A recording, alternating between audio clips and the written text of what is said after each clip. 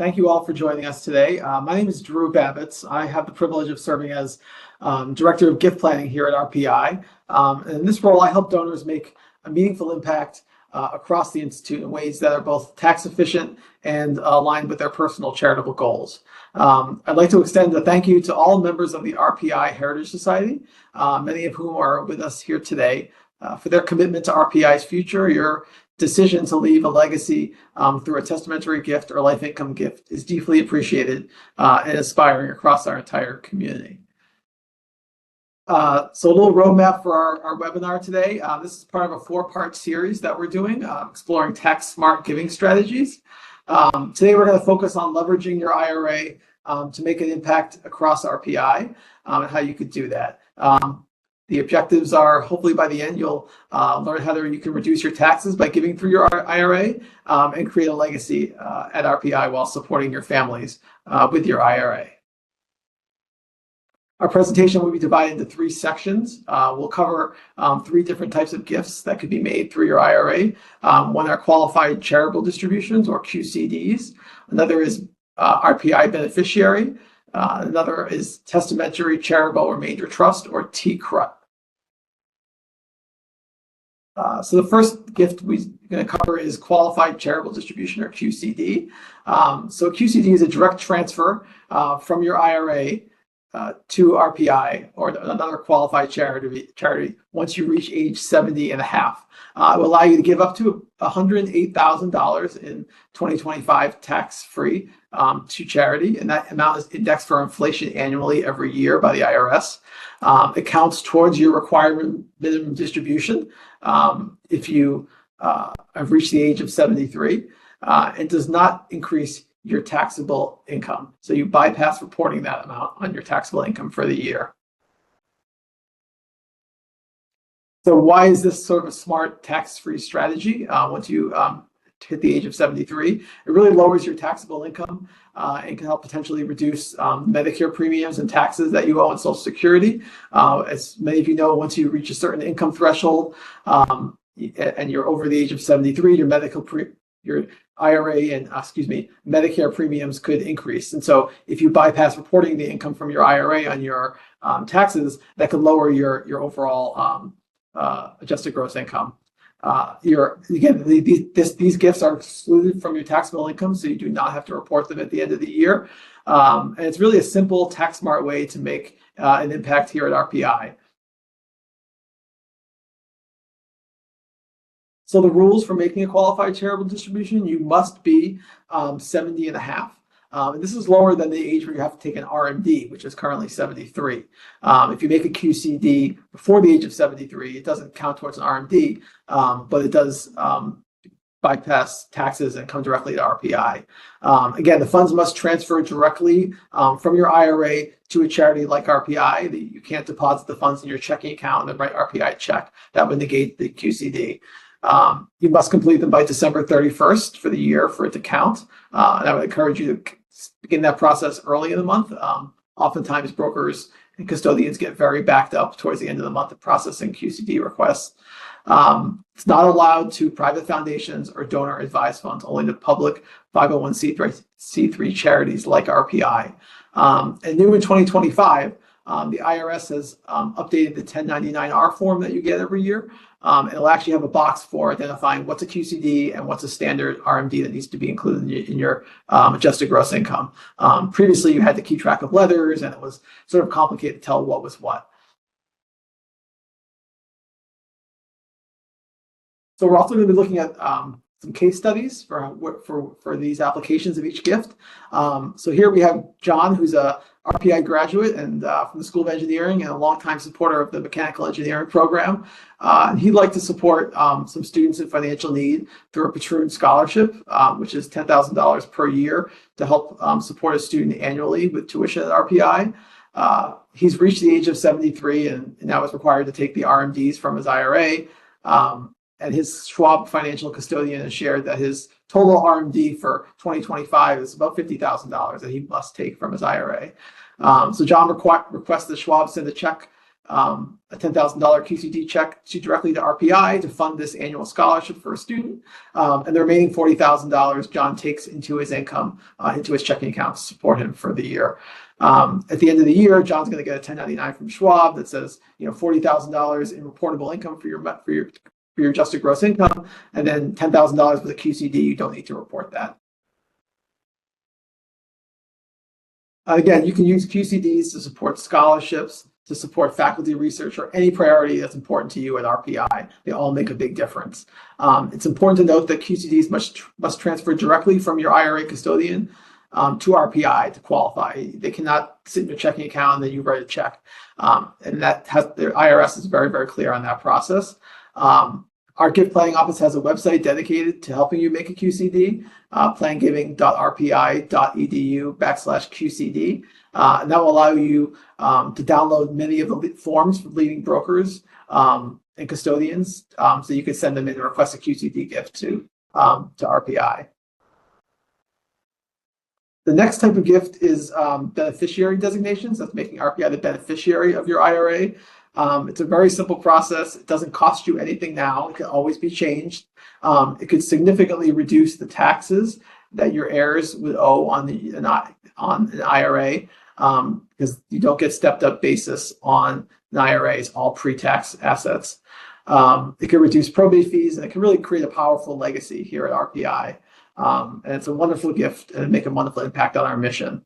And again, those taxes that you could owe, that your heirs could owe on an IRA, inherited IRA, could be as much as 50% of the balance of that IRA could be absorbed in the taxes. While RPI is a nonprofit, we don't pay taxes. We're able to use 100% of that gift to fund our mission. So here we'll continue with our case study of John, who's continued to make his QCD gifts regularly to RPI and to fund his annual scholarship, but he's begun to think about legacy and how he could help support some students in perpetuity at RPI. So John works with his financial advisor and has named RPI the beneficiary of his IRA. So RPI will receive the full balance. It was in the IRA after John's life, and John would like us to create an endowed scholarship in his name to support students forever at RPI. If John were to leave those assets to his kids and his heirs would owe significant taxes on those assets and be subject to various withdrawal rules that are being implemented by the IRS.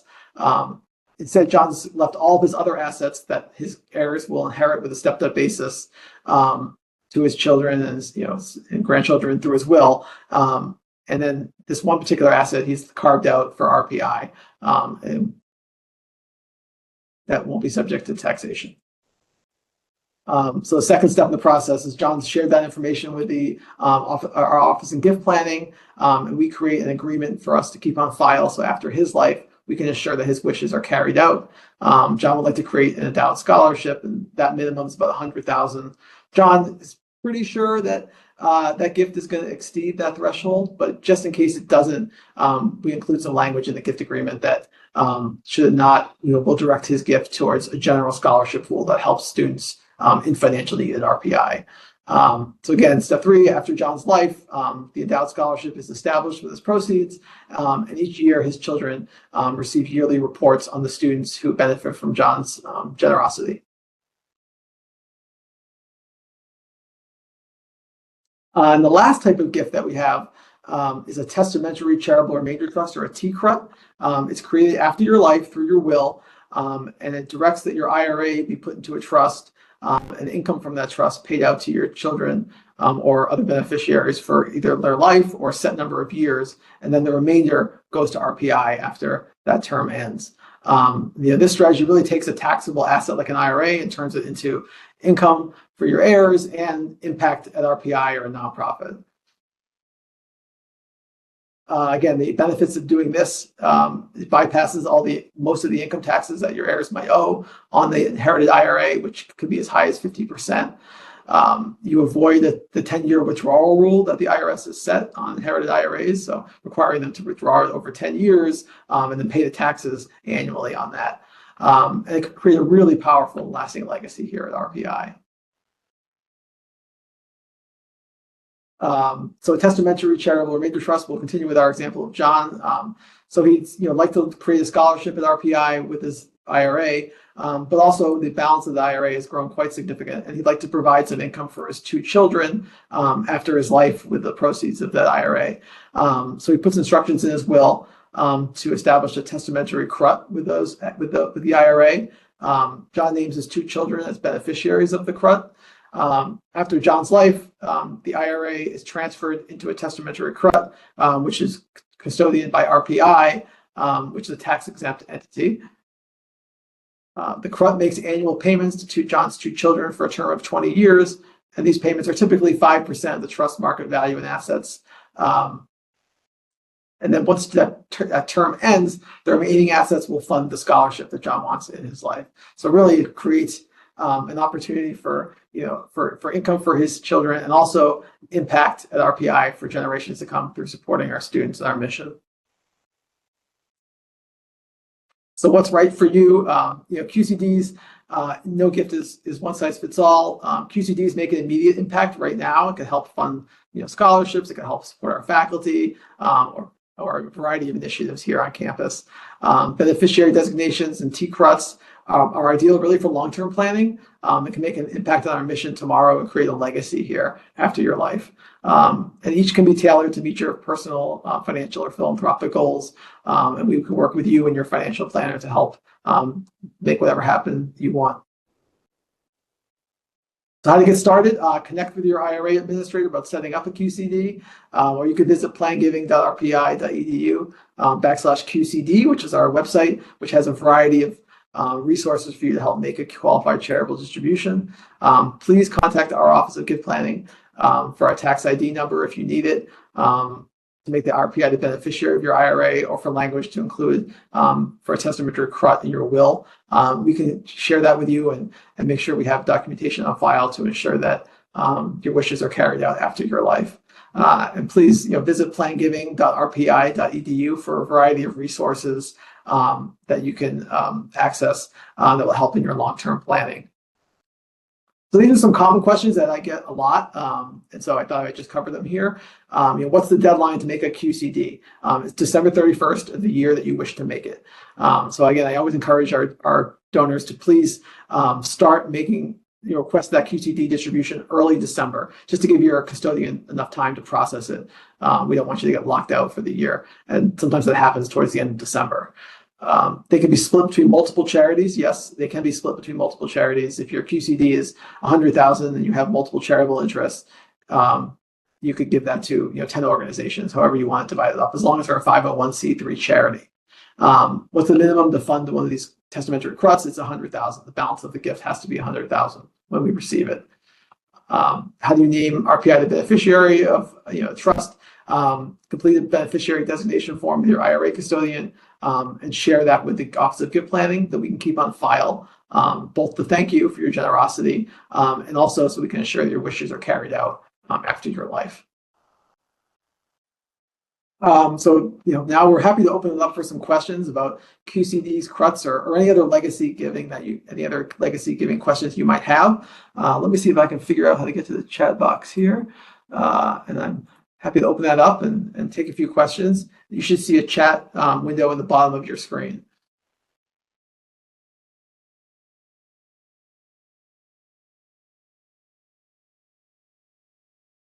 I don't see any questions right now. But again, I'm happy to take questions offline. I'll share my contact information will be shared afterwards, and we're happy to follow up with you on any questions. So thanks for joining us.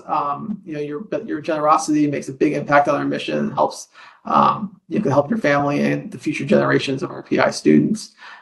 If you're ready to take the next step or explore some ideas, we're happy to help. Please contact us anytime.